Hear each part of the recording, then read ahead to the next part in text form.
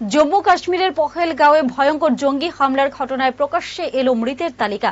মঙ্গলবার রাতের পর বুধবার সকালে সরকারিভাবে যে তালিকা প্রকাশ করা হয়েছে সেখানে দেখা যাচ্ছে বর্বরচিত এই জঙ্গি হামলায় মৃত্যু হয়েছে ২৬ জনের।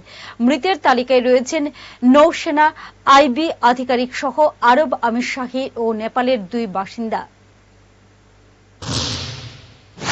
পুলওয়ামার পর জম্মু কাশ্মীরের মাটিতে সবচেয়ে বড় জঙ্গি হামলার ঘটনা ঘটেছে মঙ্গলবার বিকেলে পহেলগাঁওয়ের এক রিসোর্টে পর্যটকদের উপর হামলা চালায় জঙ্গিরা।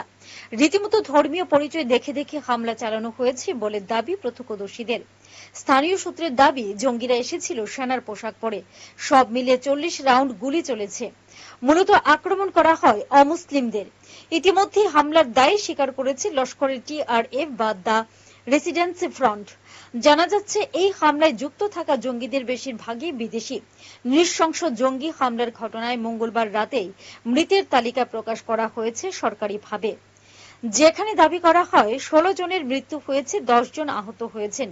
বুধবার পুরো তথ্য প্রকাশ্যে আসার পর মৃতের পূর্ণ তালিকা প্রকাশ করা হয়েছে, যেখানে দেখা যাচ্ছে এই বর্বরচিত ঘটনায় প্রাণ হারিয়েছেন ২৬ জন। তালিকায় দেখা যাচ্ছে জঙ্গিদের গুলিতে প্রাণ হারিয়েছেন ২৬ বছর বয়সী নৌসেনা আধিকারিক লেফটেন্যান্ট বিনয় নারওয়াল।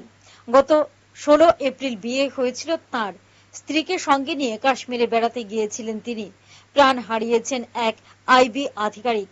অরুণাচলের বাসিন্দা বায়ুসেনার এক কর্মীও।